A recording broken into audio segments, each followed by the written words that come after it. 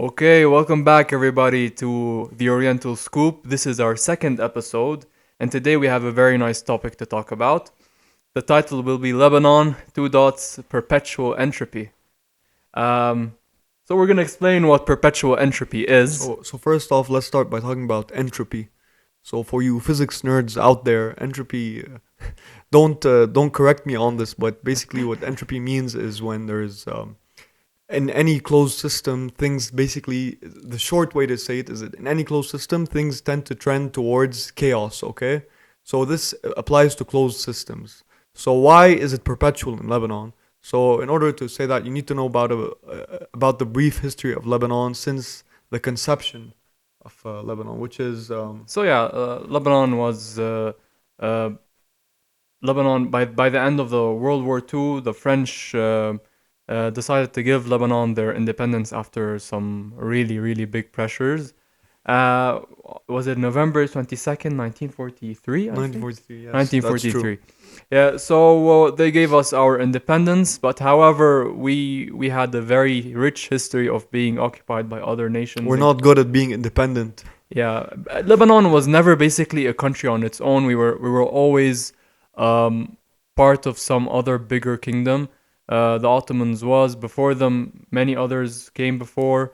Um, even during the time of Alexander the Great, I remember one of those stories when he wanted to actually conquer Lebanon. What he used to do is he used to stop by each Phoenician city, and they were city states. They weren't actually a country. So he would like pay the Phoenicians and tell them, we won't destroy you if you help us destroy this other Phoenician city states. And they used to like turn on each other and kill each other. So the trend tends to follow Lebanese people up until our present day. So the French gave us our independence in 1943, and since then and up until now, we've had many trouble. Maybe the only time Lebanon did not have relatively much trouble was during the 60s. They called them the golden years of Lebanon.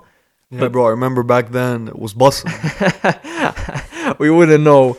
But then came the Civil War, and after that, just more and more unrest. More wars, and up until now, we're currently going through an economic crisis, and we just recently avoided another war over a maritime border dispute. Finally, one war was avoided. Hopefully, I'm actually glad that they were able to come to some kind of agreement, war averted.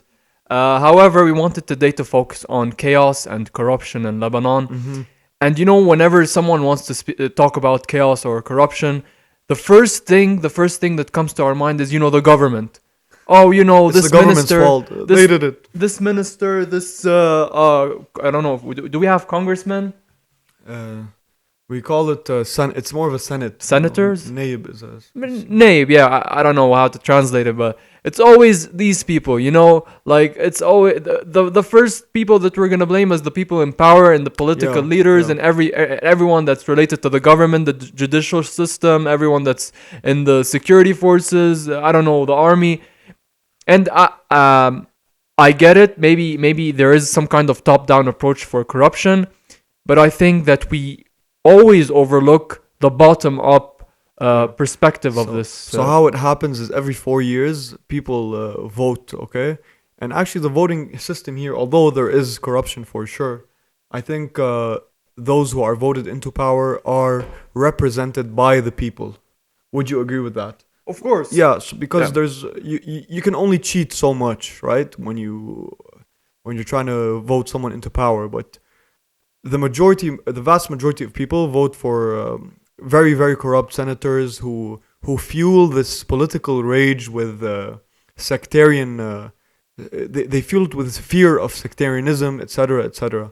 And how it works is that for 1 month, remember people go back to their sectarian roots, okay, and they vote for a very sectarian leader, and then for the next 4 years following through that, fear-driven campaigns. yeah, of fear driven. course. And then for the next 4 years after that, what they do is complain. We even have a saying here called "Wani الدولة."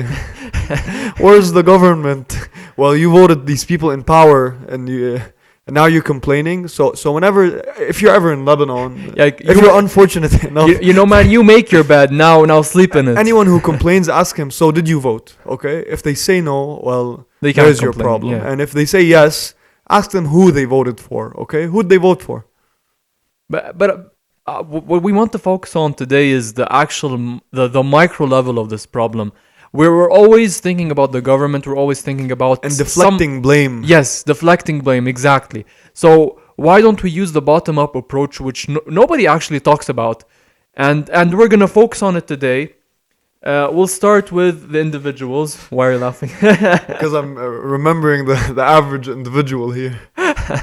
Yeah, and as you can see by the background here, this today We are in one of Lebanon's desolate villages. Okay, look at this wallpaper. I had to take some inhaler for my asthma because of the dust here. So you guys need to appreciate what I'm doing just to spit some facts. just for you, just for you.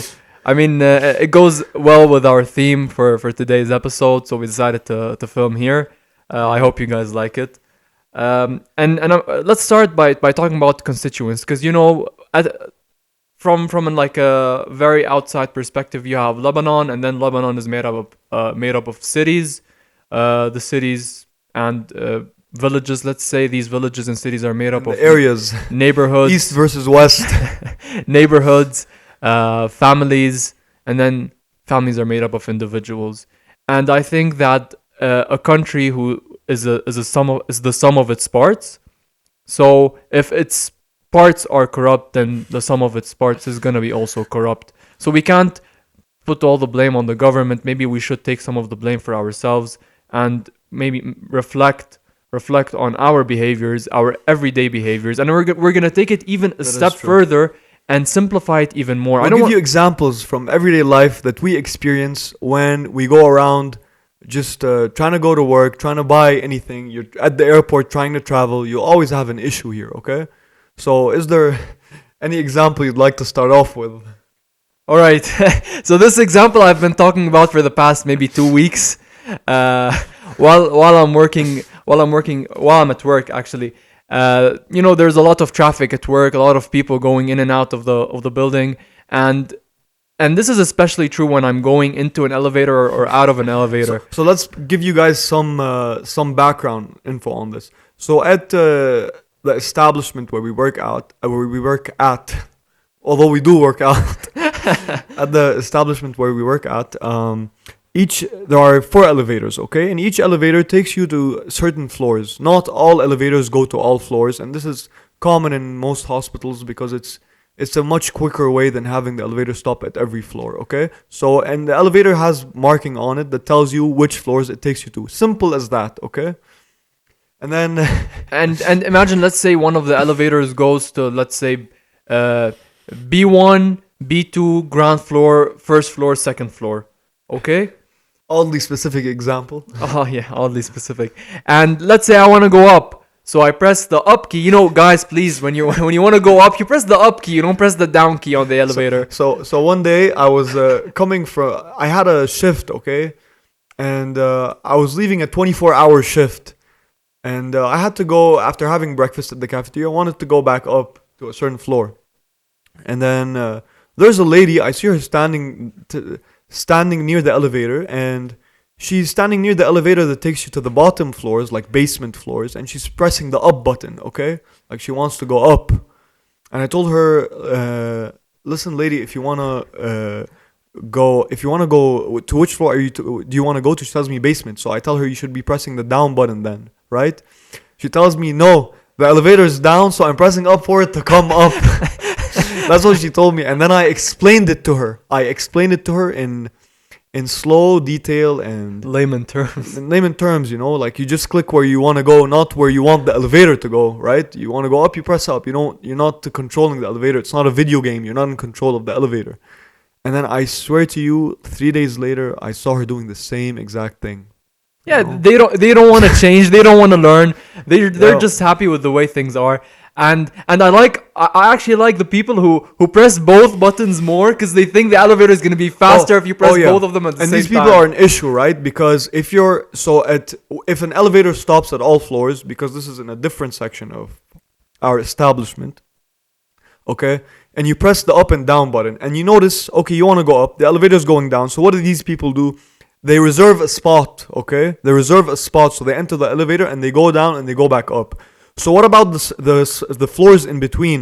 You're just occupying space for people who could have entered and left the elevator, but you're there reserving a spot.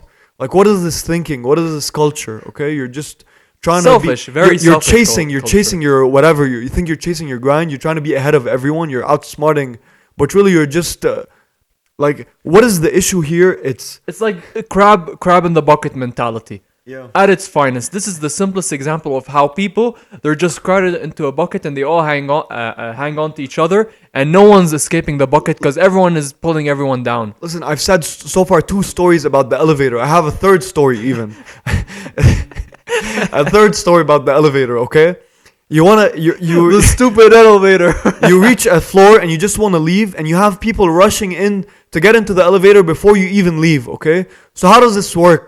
How is it possible for you to leave an elevator and there's and there's people rushing in to get into the elevator? so Like, what if come they on. enter and they don't let me go out? I have to travel the other floors. Doesn't make into- sense. You have to go into ethereal realm and just pass through them. Just walk. You're right in through them. purgatory chilling in the elevator. You never know when you're gonna leave because people are rushing in and out, leaving no room for you to go anywhere, okay? 3 examples about the elevator. I Alone. see these Alone. every single day. People don't learn, okay? People don't care to learn, and this is the culture of the country. And then you have people here saying, man, we want to build a metro. You think you're gonna know how to use a metro? You can barely use an elevator, okay? Pressing the up and down key for the metro, bro. Yeah, and let's talk about our second example here. Is about spatial awareness. Okay, so I realized a lot of people don't know how to mind their own space and other people's space. So I'd be walking on the sidewalk, let's say, and there'd be a bunch of people just chatting and laughing. The Great Wall of China walking right ahead of you, okay? No, You're- they're you're not one even person- walking. They're not even walking. They're just standing there and they're laughing. And you just stand there waiting for them to move, but they're not gonna move. They really don't care if you're there or not. They'd rather you go on the road where the cars are Yeah, actually supposed to they be, don't care, yeah. and go around them than interrupt whatever they're doing. So one relevant thing I have to this is when I'm jogging, for example. I'm jogging. I'm just a single file person jogging on my own, okay? And then you have a great wall of 10 runners jogging in one single file, like not single file, just parallel to each other, you know? Just occupying the entire sidewalk. Like you mean okay? horizontally? Yeah, horizontally. Oh, okay. And then you get close to them and no one moves for you. Where am I supposed to move? You guys can move, okay? But I don't have anywhere to move because anywhere I go, there's someone in front of me. So دبر حالك يا كبير. each man to his own. That's how it goes here. Each man to his own. Unless you need some help, you go and you have to lick someone's foot, okay? Some big shot's foot. Or, That's دبر حالك. or you just say excuse me like 1,000 times and you keep doing and raising your voice until someone notices and it's like, And then oh they'll say, wow, this guy's really rude, right? yeah. And on to a third example, okay? And this is gonna be the passiveness of Lebanese people. So our spirit basically of how we like to deal with things is we like to complain. No complacency. We just like to complain and we don't like to take actions. And the simplest way to put this, or the best example for this, is when you're going, when you're using a taxi or what we call them in Lebanon, service. So service is like the cheapest, not the cheapest form of transportation. It's one of It's the a cheap. relatively more readily available Cabs. form of transportation. So they're cabs. Yeah. You can hail a cab from the road and just get in.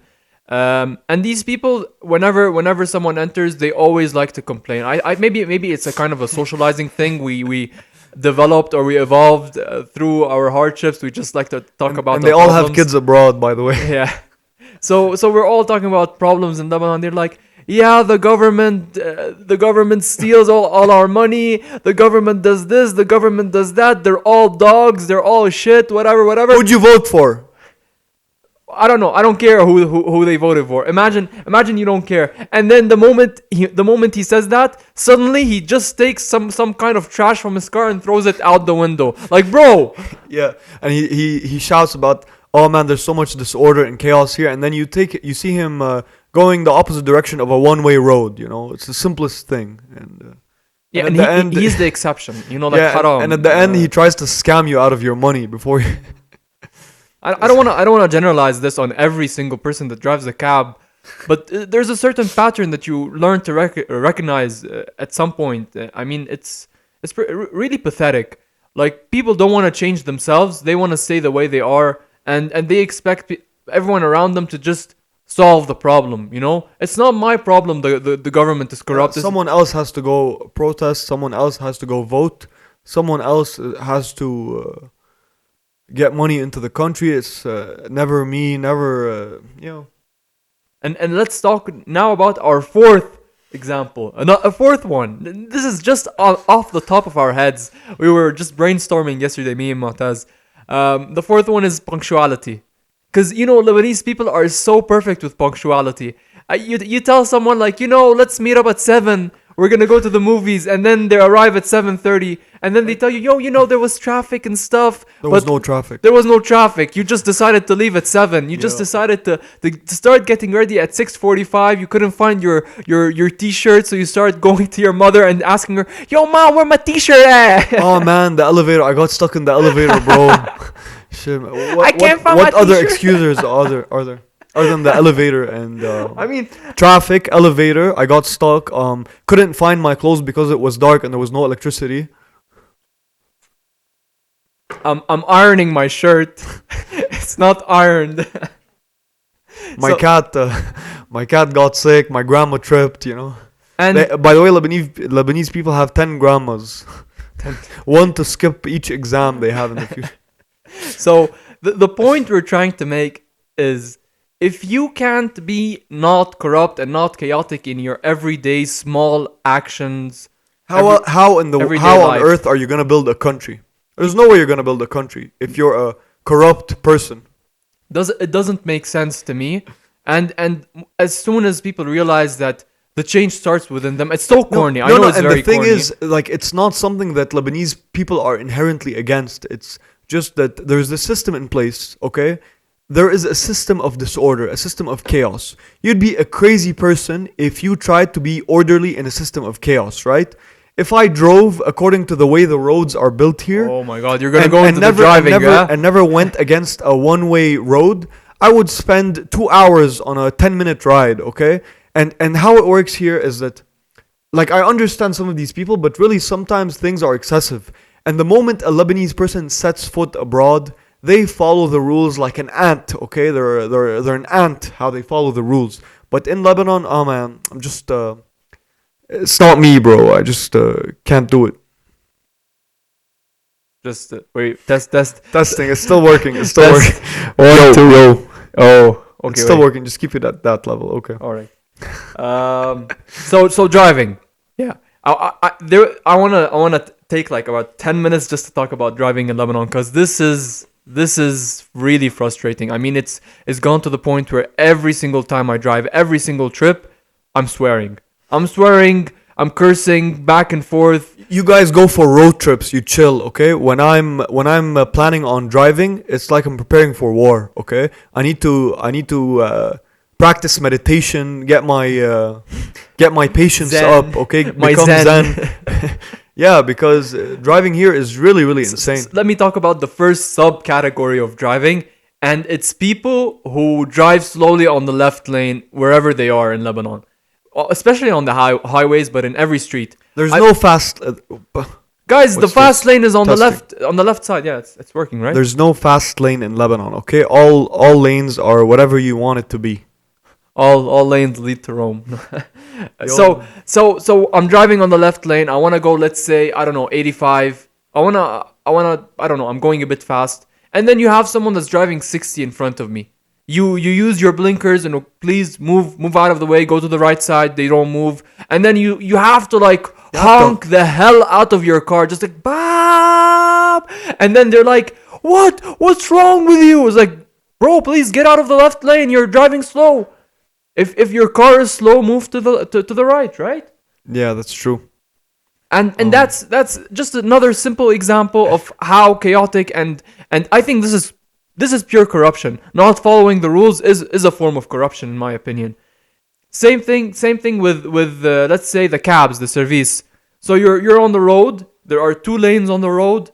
You want to drive carefully, and then you see a cab that's driving right in the middle of the road. Why is he driving in the middle of the road? Because he thinks. He's not prepared for commitment. He's not ready for commitment, okay? He's not prepared to commit to the left or right lane. He has to wait until the last second to see which lane is faster. Not just that. Not just that. He's not ready to commit. He's also eyeing the right area of the road to see if there are any passengers. And he might see someone walking. That person is clearly not interested in your cab. He doesn't want to get into your cab. I know and if he's gonna honk at them, okay, and if it's a woman, he's gonna honk 5 times. Yeah, he's gonna honk five times and go, yeah, come on, get in. Where you going? I'm gonna take you wherever you want, sweetie. And you're behind him. You're just waiting for this guy to go to the right lane. Just go to the right lane, even if you have to drive slower. You're on the right lane. You're on the lane in the lane that you're supposed to be, so that you can pick up a passenger off the right of the sidewalk. They won't move. They're just in the middle because if the passenger said no, he'd go to the faster lane and keep going. So he just creates this entire traffic, this giant traffic line behind him, just because he wants to pick. He might because he might. And if you say anything or you honk, you are hurting my income. Oh yeah, I'm gonna honk the hell out of my horn. Pity party. He has to play the income card. It's like, man, you can just stop on the right of the road. You don't need to take both lanes. So one other thing we want to talk about when it comes to driving is motorcycles. Okay, ooh. Motorcycles are a plague in Lebanon because motorcycles have, in law, they have priority of passage, I think. And if they hit you, if you're a car and you hit a motorcycle, let's not go there yet. Okay, guys, we're not sure about the laws, let's talk about the simplest thing. Okay, so I'm driving. And, motorcycles think they are above the law in Lebanon. They think they are pedestrians on wheels.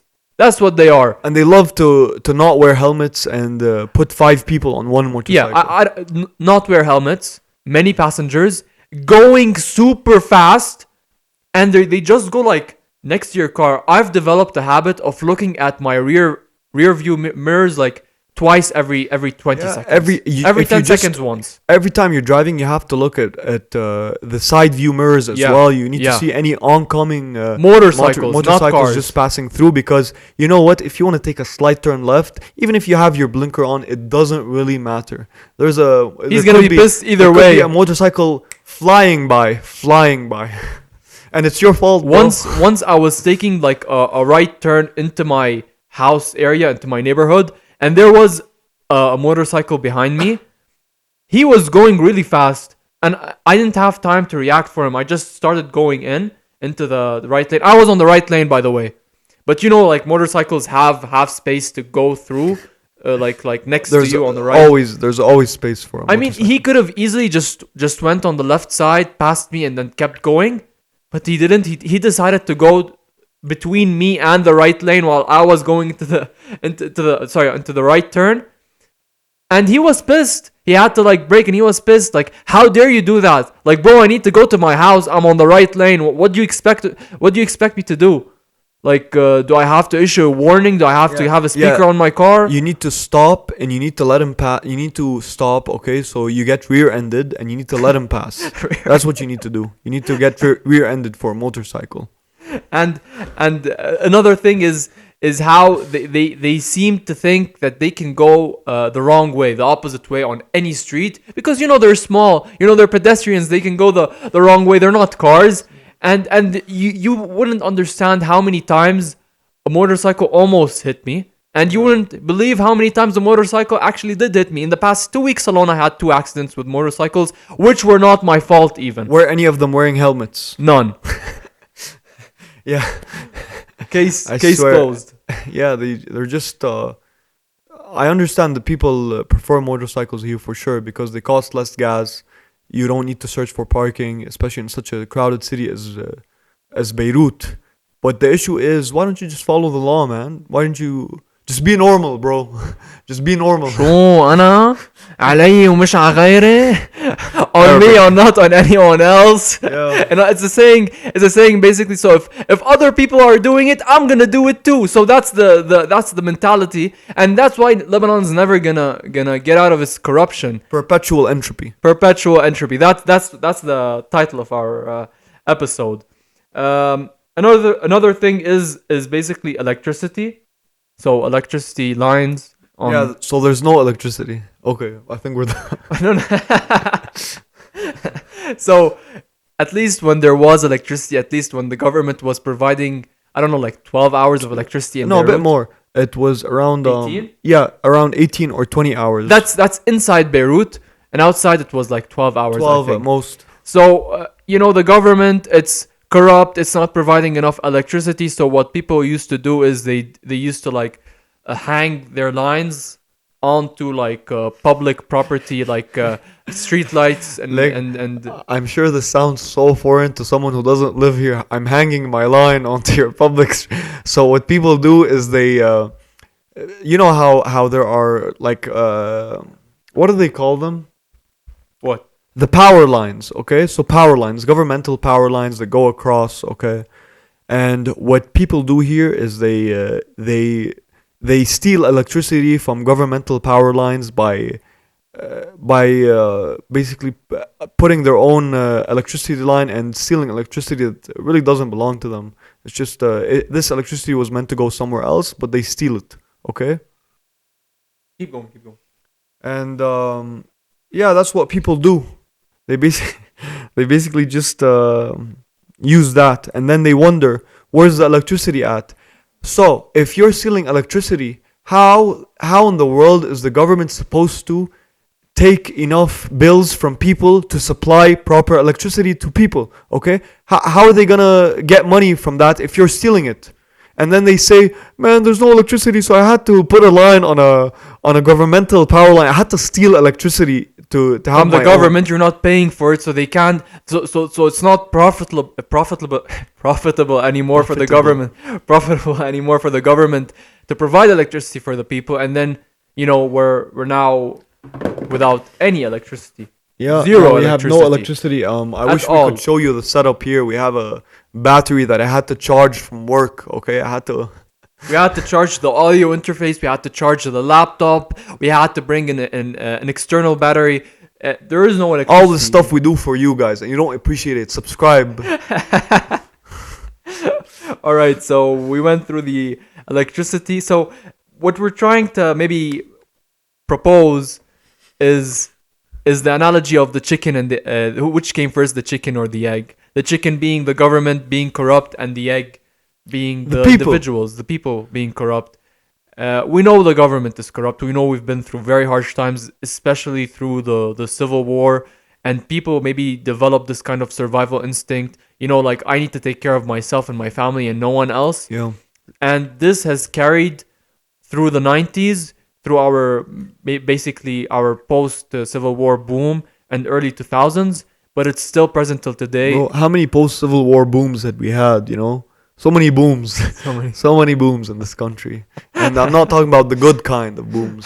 talking about the Beirut blast, bro. And so many others, just so many booms Let's happening not even here. talk about the Beirut blast. Everyone knows about it. I mean, there were so many car bombs targeting Yeah. political figures. Political figures, embassies, you name it. There's been so many. And why are we talking about Basically, it's okay. This is the chicken. This is the corruption at the Yeah, top. yeah. People like political parties taking a slice of the pie so that they Yeah. can get the money. They can get the influence in order to get more voters. In Yeah. order to It's a feudalism type of system. It's feudalism, okay? feudalistic type of system. Feudalism. Yeah, so like I can't get anything, not anything, but I can't get everything done in this country. So I go to someone who is involved with this political party and tell Yeah. them, And, yo, and listen, you really need it. You need to get this thing done, okay? So what you do when you go to this political figure is that you are empowering this individual, and you're supporting the system in place, even though you really don't want to. But hey, will you survive, bro? You really need your passport. You can't get it without recently kissing someone's hand. So what are you gonna do? Recently, especially during the COVID pandemic, during the lockdowns, just slightly after the lockdowns were lifted, we were going through an economic crisis. So since Still are. yeah, since the country is basically bankrupt, they could not provide us with new passports because like the passport actually costs something, and there's now the new biochip. Not And anymore. Now there's no. They're not even issuing biometric passports anymore. They went back on really? that. Yeah, When did that happen? I I don't don't know, know. like 2 months ago. Oh, okay.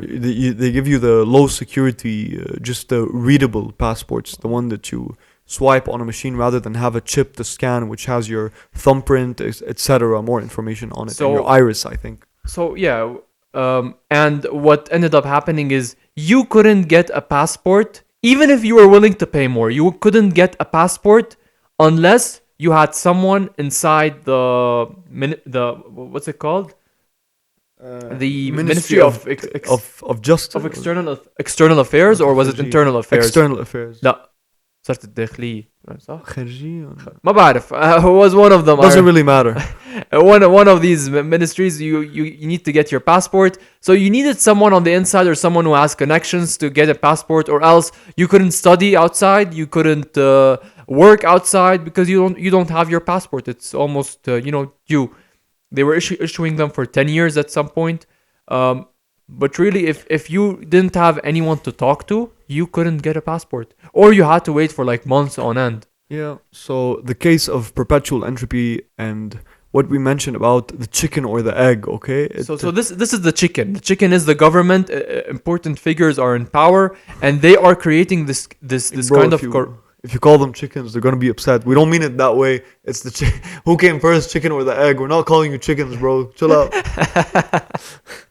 So they're the embodiment of the chicken. Let's say, let's not call them chickens. They're the embodiment of the chicken in the analogy, and they chicken are or the egg. causing the corruption by hoarding, let's say, all these resources, and then you have to actually be involved in the system in order to get what you want. However, you can't survive without it. However, we're talking today about the egg. We have a lot to talk about the chicken, but the egg is the important part here, because what matters is the corruption within you, within every single Lebanese or non-Lebanese individual watching this podcast. And if you think that if any of the examples that we mentioned before apply to you, then I suggest that you try to fix yourself, because fixing yourself is the first problem in breaking the cycle. That's true. The chicken the chicken makes the egg, and the egg makes the chicken. And since we tried like voting for other people into power, it didn't work. But you gotta keep trying. Keep trying. Keep trying. Yeah. But let's also focus on fixing ourselves first, fixing the corruption within ourselves. And I know this sounds super corny. Oh high mighty. I mean, I'm corrupt too. Me, oh high mighty, coming and telling you all, guys, fix yourselves. No, I have to fix myself too.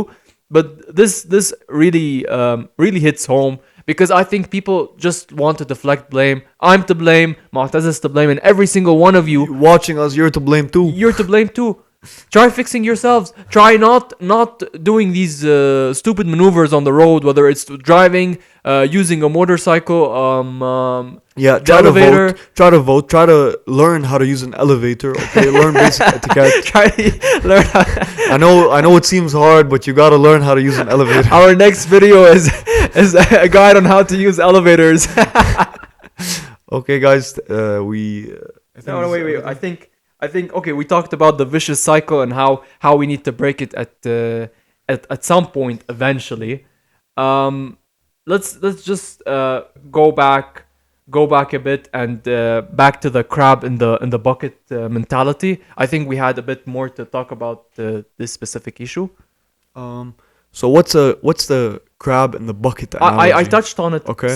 a bit before, but if you want to explain Crab it in a further. bucket is basically when you know how a bunch of crabs in a bucket, they all clamp onto to each other, even though really if you stack them the right way, they could actually escape the bucket. Okay, but each crab senses the other crab moving, and they clamp onto the other crab. And this is sort of what Lebanese people do. Because What we are doing. Let's say what we all speak are for doing. yourself, bro. Oh, high and mighty. Me, never.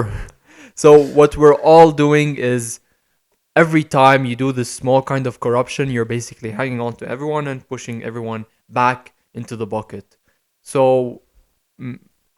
maybe what I'm trying to suggest is Listen, people don't help propel others forward towards whatever it may be. Okay, so if I cannot achieve such greatness, crab in a bucket mentality is like, if you cannot achieve such greatness, you can't have someone leaving the bucket before you, right? You want to be the first who leaves the bucket, the first who enters the elevator. It's the same thing, guys. No, I think you can wait like 5 minutes for the elevator to come back. I know sometimes that you're gonna think, oh well, maybe someone else got into the elevator, took my spot. I mean, just wait, and if Just this wait, bro. doesn't work out, go use the stairs. This is what I usually do. If you're like wheelchair bound, disabled, okay, I get it. Take your space, take your spot. I'm not talking about the specific examples because I know people are gonna be like, yo, but there's this exception, exception. I'm talking about the general rule. I think most people are able to go up the stairs. Hey, burn some calories, be more fit. I don't know. Like just be chill. Be chill about it. Yeah, your turn is coming. You're Your all special. You're Yeah. all like a jewel, a diamond. Okay. Yeah, your turn is coming. Chill out and give people the opportunity. You'll get yours. Okay. That's what people need to know here. Hopefully we passed our 40-minute mark. Did we pass our 40-minute mark? Not yet. 36. 36. Okay, that's good enough, guys. We drove a couple of hours to get to this desolate village where we're filming from. We hope you enjoyed this. What do you think our next podcast will be about? I think I want to talk about religious and political extremism in Lebanon without taking any sides, of course. But I don't know, like No, guys, we're gonna take sides. Make sure to tune in. Make sure to tune in, guys. Major things coming through. No, we won't take sides. I just want to talk about like how extreme some people can be with their hate and with their racism in Lebanon, even Yeah. against Lebanese people, not Yeah. against other. Yeah, so we're gonna talk about how, if you've read anything about Lebanon, oh man, come to Lebanon. We have 18 different religions or blah blah blah. Sects, diversity. Yeah, as if we're the only country in the world to have that. We're gonna discuss that, and so yes, tune in next time. Thank you for listening, and let us go enjoy our desolate village. Okay, take care. Bye. Follow, subscribe. Hit the like button. Smash like. Send this to your mom. All right. Bye, Peace. guys.